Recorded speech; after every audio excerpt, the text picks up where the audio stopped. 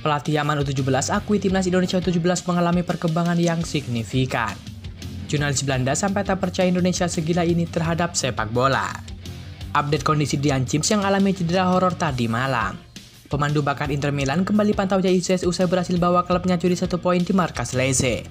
Respon mengejutkan Emil Audero jelang hadapi Cina Juni mendatang. Simak informasi selengkapnya sebagai berikut.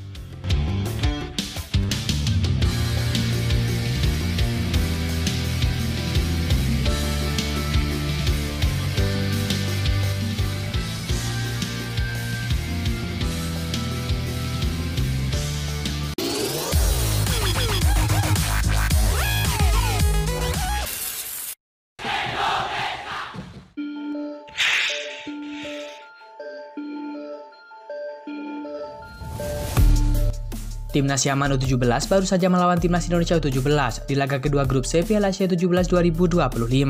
Laga ini berlangsung di Stadion Abdullah Al Faisal, Jeddah, Arab Saudi. Pertandingan tersebut berlangsung begitu sengit. Jual beli serangan pun tak terelakkan dalam pertandingan tersebut. Usai pertandingan, pelatih Yaman U17 mengakui bahwa permainan Timnas Indonesia begitu rapi dan juga matang. Ia bahkan tak segan menyebut skuad Garuda Muda punya masa depan yang cerah di masa depan. Timnas Indonesia U17 bermain baik malam ini. Mereka punya kualitas yang bagus, masa depan mereka cerah, kata pelatih Yaman U17. Bagi pelatih Yaman U17 yakni Samir Saleh, cukup kesulitan menganalisis kekuatan Timnas Indonesia. Pasalnya selama ini Yaman U17 tak pernah bertemu terutama di laga uji coba. Kami belum pernah bermain melawan Indonesia sebelumnya. Itu membuat kita kesulitan, kata Samir Saleh. Pada laga sebelumnya, Yaman sukses meraih 3 poin di laga pembuka melawan Afghanistan. Pada laga tersebut, anak asuh Samir Saleh membekuk Afghanistan dengan skor 2-0 melalui gol Al-Rawi di menit ke-24 dan juga Al-Gharas pada menit ke-27. Sedangkan bagi skuad Garuda Muda, anak asuh Novarianto juga berhasil menang tipis di laga perdana. Tak tanggung-tanggung, Timnas Indonesia U17 menang atas tim kuat Korea Selatan.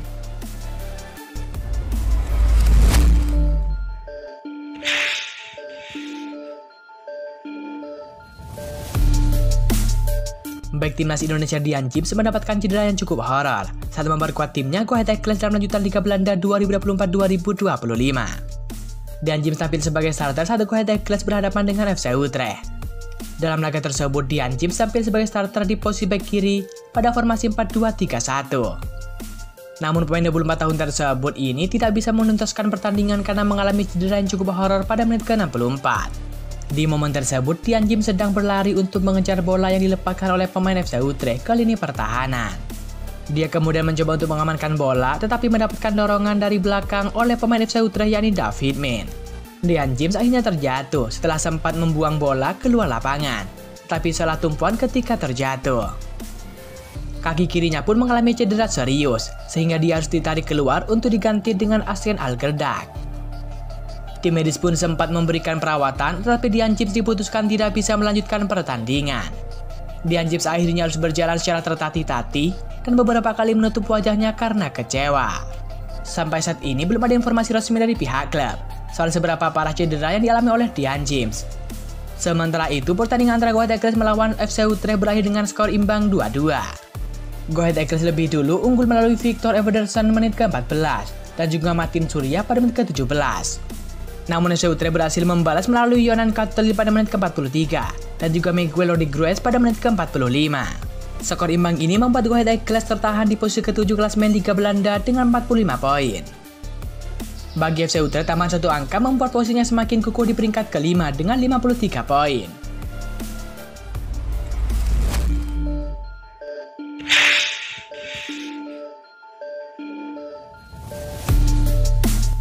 Back Timnas Indonesia Jaitzes mendapatkan lirikan dari beberapa klub Serie A Italia. Dilaporkan bahwa Jaitzes telah mengundang minat dari AC Milan, Napoli hingga Bologna. Tidak hanya itu, Inter Milan juga menjadi klub yang ingin memboyong Mbappe 24 tahun tersebut. Terbaru, Inter Milan telah mengirimkan pemandu bakat untuk memantau permainan Jaitzes. Momen itu terjadi ketika Venezia bermain melawan Lecce pada Minggu 6 April 2025 yang berakhir dengan skor imbang 1-1. Awalnya Venezia bisa unggul 1 gol lebih dulu karena awan gol Antonino Gollo pada menit ke-50. Nah, 15 menit berselang, Lecce akhirnya menyamakan kedudukan berkat gol Fabio Baspiro. Meski kebobolan 1 gol, lini pertahanan Venezia yang dikawal oleh Jesus tampil solid. Selama 90 menit berlaga, Jesus mencetakkan 7 sapuan yang merupakan jumlah terbanyak di antara semua pemain yang turun di pertandingan tersebut. Selain itu, ia juga berhasil melakukan 3 blok krusial yang mencegah lawan mencetak gol, yang juga menjadi catatan terbaik di antara pemain lainnya. Jairza juga tercatat melakukan 2 tackle yang sukses dan 2 kali memotong operan dari lawan, menunjukkan kualitas defensifnya yang sangat solid. Salah satu pencapaian hebatnya adalah mampu membuat Nicolas Kristofic, top skor Lecce musim ini, kesulitan. Penyerang asal Montenegro tersebut tidak berhasil mengenai sasaran meskipun telah melepaskan 8 tembakan. Permainan bek timnas Indonesia telah mengundang decak kagum dari Inter Milan yang semakin berminat mendatangkannya. Menariknya, Nerazzurri juga disebut sebagai klub favorit untuk mendapatkan jasa bek kelahiran 2000 tersebut. Hal itu karena Inter Milan punya relasi yang bagus dengan Venezia. Pasalnya Inter Milan meminjamkan 3 pemainnya kepada Venezia. Mereka adalah Filip Stankovic, Anderi Reudu, dan juga Francisco Carboni.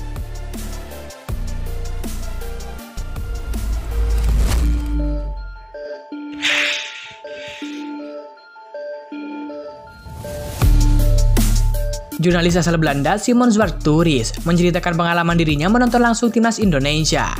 Simon menyaksikan langsung pertandingan yang mempertemukan timnas Indonesia melawan Bahrain pada 25 Maret 2025. Itu merupakan laga krusial bagi kedua tim dalam perjalanan di urutan ketiga kualifikasi Piala Dunia 2026. Indonesia dituntut meraih kemenangan dalam laga tersebut, menyusul kekalahan 5-1 atas Australia.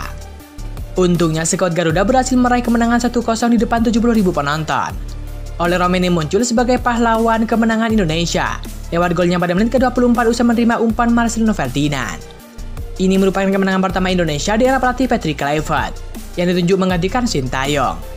Kemenangan ini membuat Indonesia tetap berada di posisi keempat besar grup C dan menjaga asal lolos ke Piala Dunia 2026.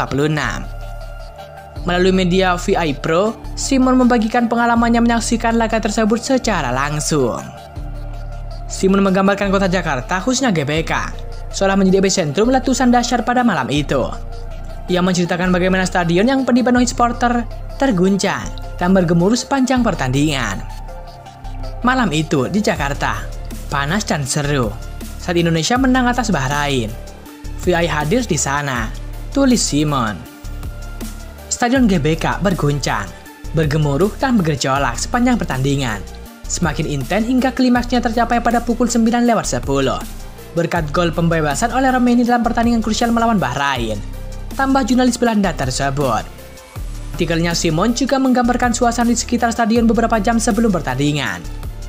3 jam sebelum kick-off, benar-benar terjadi kobaran api dari obor pendukung garis keras yang mengandalkan iring-iringan, kata Simon.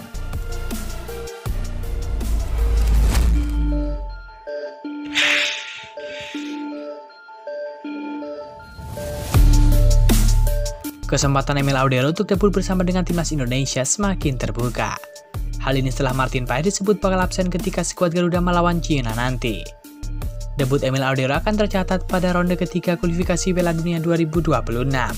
Timnas Indonesia sendiri akan menghadapi 2 laga terakhir. Laga itu yakni saat menghadapi Cina dan juga Jepang. Dalam kesempatan tersebut, Emil Audero berpotensi besar menjalani debut bersama dengan Merah Putih.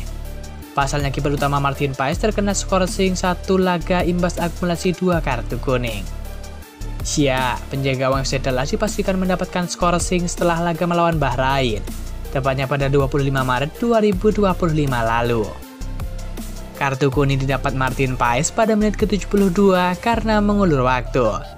Sementara untuk kartu kuning pertama dikantongi Martin Paes ketika laga debut di markas Arab Saudi September 2024 lalu. Hal tersebut dikarenakan pelanggaran yang serupa. Kini dengan mengotongi 2 kartu kuning, Martin Paes diwajibkan menjalani skorsing 1 laga lagi. Momen tersebut akan terjadi ketika menjamu Cina 5 Juni mendatang. Maka absennya Martin Paes membuka opsi penampilan dari Emil Audero. Emil Audero sendiri sudah masuk 2 kali bangku cadangan setelah mengucap sumpah WNI pada 3 Maret 2025 lalu. Kiper 28 tahun tersebut dianggap cukup mumpuni karena membawa pengalaman bersama dengan tim-tim elit Italia. Audero pernah mengangkat Scudetto bersama dengan Juventus maupun Inter Milan. Sementara saat ini Emil Audero berstatus pemain milik klub Serie A Como 1907. Namun Como sedang meminjamkan Emil Audero ke klub Serie B Italia yakni Palermo. Bersama dengan Palermo, kiper kelahiran Mataram tersebut mengantongi 7 caps dan dengan catatan 2 nirbobol. Emil Audero pun menatap kesempatan debutnya bersama dengan timnas Indonesia dengan sangat optimis. Saya tidak pernah bermain, tapi saya tahu bahwa melawan Cina, kiper utama Martin Paes terkena akumulasi, ujar Emil Audero. Pengalaman yang sangat indah untuk membuka dunia yang sudah saya ketahui, sambung pemain 28 tahun tersebut.